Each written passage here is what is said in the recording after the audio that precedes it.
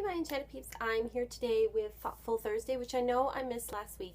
And again, I'm talking about the great work by Tiffany Lazick, which is a wonderful book that combines both Jungian psychology and spirituality to help you with self-growth. So last week I did week 5, which talks about, week 6 and week 7, my bad.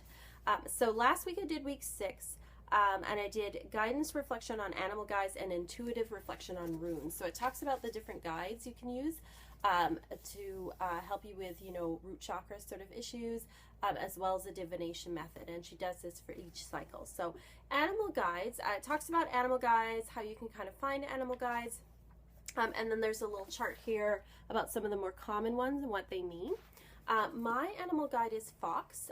I was lucky enough that when I was into my 20s, I had a dream that a fox told me telepathically that it was my spirit animal. And so I looked up, I researched it. I would recommend Animal Speak by Ted Andrews if you're interested in learning about animal guides. And it really just resonated and made a lot of sense for me. So I kind of know what mine is, but I know sometimes it can be tricky to find out what yours is. What I would say is doing a guided meditation. There's lots of guided meditations you can find to help you find your spirit guide, or pardon me, spirit guides as well, but your animal guide.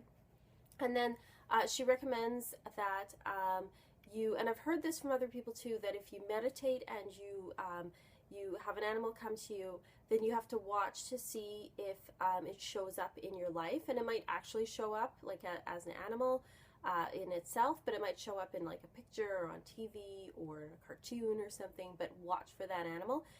It's usually if you see it 3 times within a certain amount of time period, that's a confirmation that that's your animal guide. Runes are something I've worked with for a long time. Runes I love because they give you an idea of where the energy in your life is going. They are a very earthy kind of tool. Most of them are on little stones or little tiles, so they're kind of very tactile sort of divination method.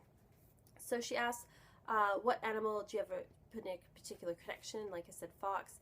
Which animals are you afraid of? I am afraid of spiders. I've always been afraid of spiders. I'm still terrified of spiders. I've heard that if you're frightened of an animal, that's kind of like a shadow guide for you, that it represents aspects of yourself you haven't integrated into yourself yet. So definitely spider is one that I need to work with. And it asks you what's your sense of instinctual side, and to reflect on a time in your life when you had a significant animal encounter. The funny thing is about fox, even though I live in Canada, I did not see a fox in the wild in Canada, even though I live on the prairies where there's foxes, until I went to London. And in downtown London, I saw 2 foxes, which I thought was incredible and funny because it's this giant city, and I grew up in the country and in Canada, and I never saw a fox until I went to this giant city. So that was pretty cool. Yeah, it was near the Tate Modern. It was just running down the street. There it was. Also, when I was taking the tube, not all of the tube is underground. As it's coming up, there's like a big wall, and on top of the wall, for a second I was like, why is that dog running up there? And then I realized it wasn't a dog, it was a fox. So very cool. Meditate upon the rune that corresponds to the first letter of your name. So the first letter of my name is L, and so Lagiz, which is about flow and going with the flow and the moon and being flexible and moon cycles, and it's very much about being intuitive and going with the flow. So that was the rune for that. And what is your sense of the difference between higher realms, the underworld, and the earthy plane? And to which rune are you particularly drawn? So I feel like the Norse model of the world tree, where this realm is, the middle world, and then the underworld is the realm of the dead, and then the upper world is the realm of the god. And that's his gods, and that's a very general kind of sense of the upper and underworld, which is very common in a lot of cultures. And the rune I'm particularly drawn to is the first rune I ever pulled out of Bag of Runes when I was about 20 is Taiwaz, or called Tu sometimes, but Taiwaz, it's the one like this. I will show you. The arrow. I've heard it pronounced different ways, and I'm probably pronouncing it all wrong, which is fine. But it is the sign of the warrior, which is what my name means. Louise means a famous warrior woman. And so I'm very drawn to that one. It was the first one I ever pulled, and I really like its message of like having integrity and everything will be fine, and acting with justice and fairness. So I quite like that room. So that was week 6. Now it starts into cycle 2, now that we're in Imbolc, where it talks about the second chakra and issues of childhood.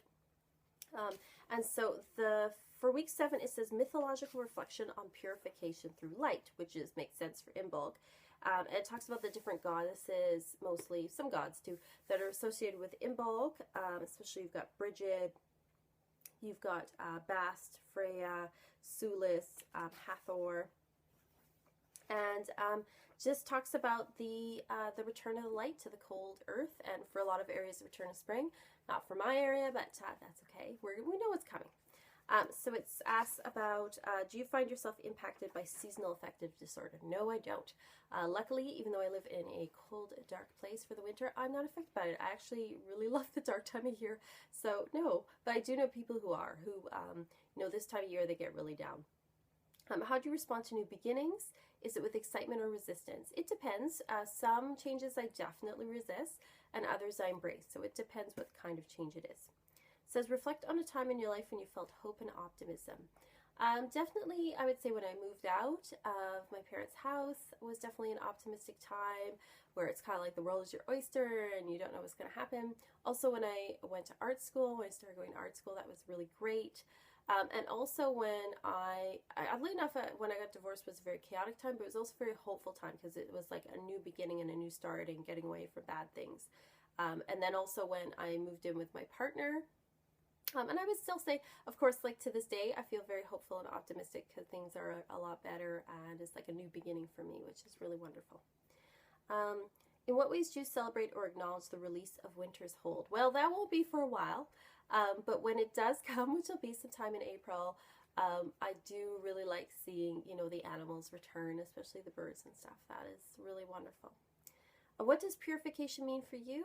Purification means a new start. It means forgiveness. It means letting go of the old.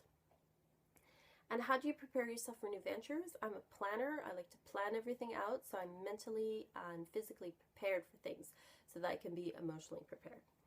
And reflect on ways that you are loving to yourself. Well, I try to be loving to myself. I do journaling and meditating. I do yoga. I started taking a belly dance course, which I'm loving. It's so wonderful. So doing things like that for myself, also like making sure I get lots of sleep, like just caring for myself, and buying myself little treats, especially like books and cards. That's how I care for myself. So next week we'll be doing week 8, I think it is. Yes, because 6 and 7. So next week, week 8 is, let me look. Elemental reflection on water and active reflection on drumming. So we're moving from the root chakra and earth as the element towards water and the sacral chakra. So we'll be talking about that. So once again, if you're interested in this book, it's available at lots of stores in Canada. It's available at Chapters. I believe you can also, of course, order it on Amazon as well. And it's a really good book, and I do recommend it, especially if you're pagan or have more pagan bent and you want something that's like a really good kind of reflective self-help type book that still reflects your particular spirituality. So once again, I thought it was Thoughtful Thursday, and if you have any comments, put them below, like and subscribe, and I'll see y'all next time. Bye!